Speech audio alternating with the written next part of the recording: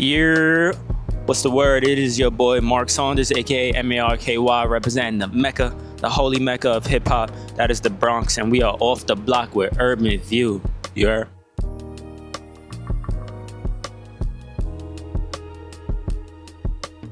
First question, how has your block or neighborhood shaped the best of you, not only as a person, but also as an artist? I think it's a little bit of everything, right? When we think of the Bronx, we think of it being the Mecca of hip hop, the essence of hip hop. And when it comes to hip hop, there's 5 elements, right? There's b-boying, which I've done, breakdancing, that means graffiti, which I've done.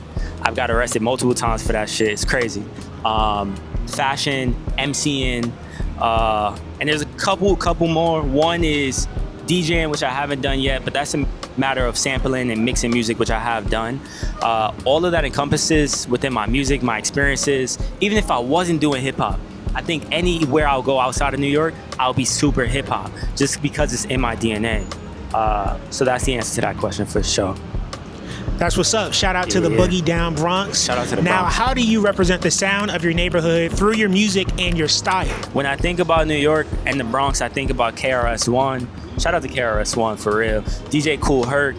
These are people who truly cared about the essence of music and rap.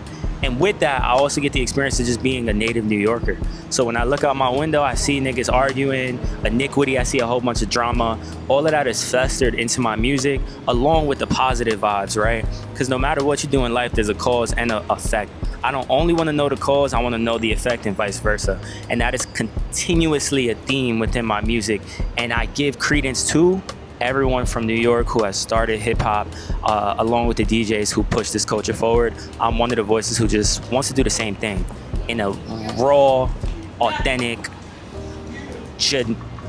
I would say just organic way. And I believe I'm doing that, and I want to continue to. So we're. All right, now on to the next question. Yeah. When someone presses play on your music for the first time, what do you want them to walk away with? I want them to get after it.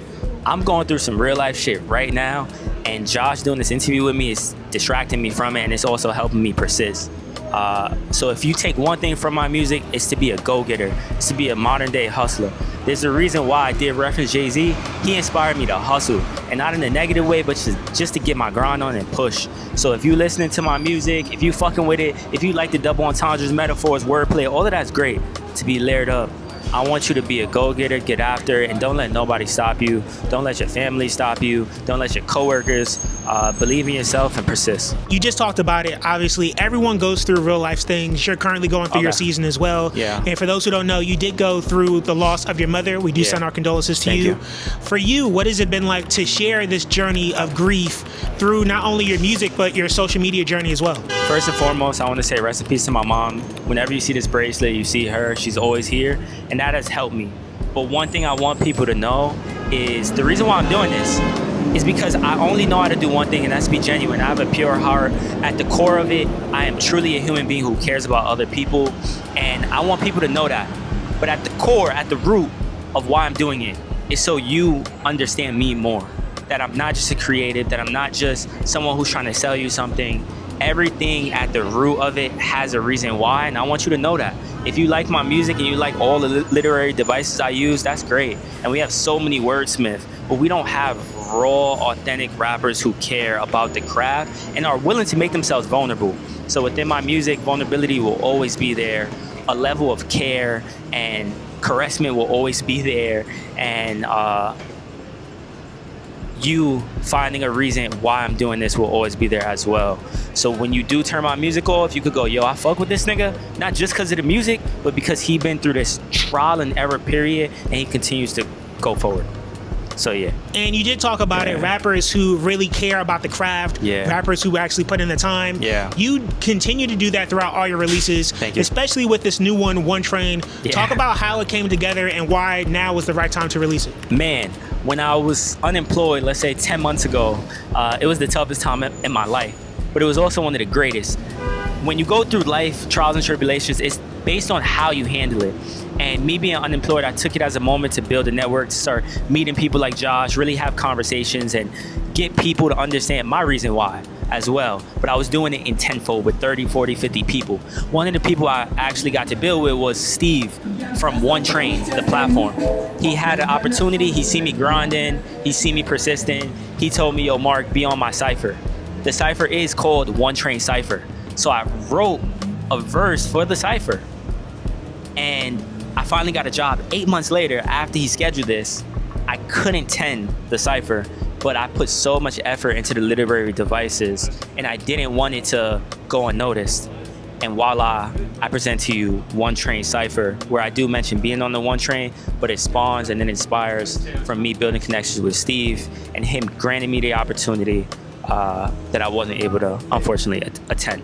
But One Train comes from that. That's such a dope story, and obviously everything happens for a reason. Absolutely. But as we head to this next chapter of your career, what do you want the title of your next chapter to be, and why should your fans be excited? Damn. You should be excited because we truly are growing at a rapid rate, and it's scaring me. I've been at this shit for a fucking decade plus, and I have my highs and lows, right? And through it, I didn't really believe all the time, but I'm finally believing now to a maybe even a delusional level where I know I'm gonna just get that shit, I'm gonna get after it. And that should excite you. What the name of this chapter should be and is Forever Doubted. Because no matter how much belief I have in myself, and I've noticed this through jobs, music, it does not matter if Josh is an advocate of me. One of his peers that he might try to put them on to me might go, you know what, Josh, that's not really my kind of music. And that's what comes with life. No matter how hard you go, people will always doubt you. People will always doubt Josh's visions, my visions, your visions. It's your job to believe in yourself faithfully and have faith in God, of course. It's always prayers to the Most High, and with God and your own self-belief, you could get through and persist through anything and actually achieve anything. So believe in yourself. Forever Doubted is the name of this chapter that we're in today. Word. All right, and then one final thing. What do you want to say to your fans before you head out of here, man? I want to say, keep your head up, believe in yourself, advocate for yourself, and support art that means something to you. And that's what I'm trying to deliver here. I believe that's what Josh is trying to deliver, is pure art that really has substance behind it. And I just want you to do one thing, and that's support it. Don't support it by just streaming it. Go actually purchase vinyls, go purchase merch. Whenever Josh has a show in the future or anything related to URBNVIEW, go support this man. Why? Because he's actively pushing raw, authentic sounds and stories. So yeah, from me to you, support real art. Yo, what's the word? It is your boy Mark Saunders, and we just wrapped up my first interview off the block with URBNVIEW. You heard. Before we leave, tap into all of my socials at Mark Saunders _. That is MarkSaunders _. Tap into me, tap into Josh, tap into URBNVIEW. We are both creators who's pulling from the heart, who's pushing from the heart. Support real art, support all of our future endeavors. And that is all we have for you today. Yes, sir. We are out.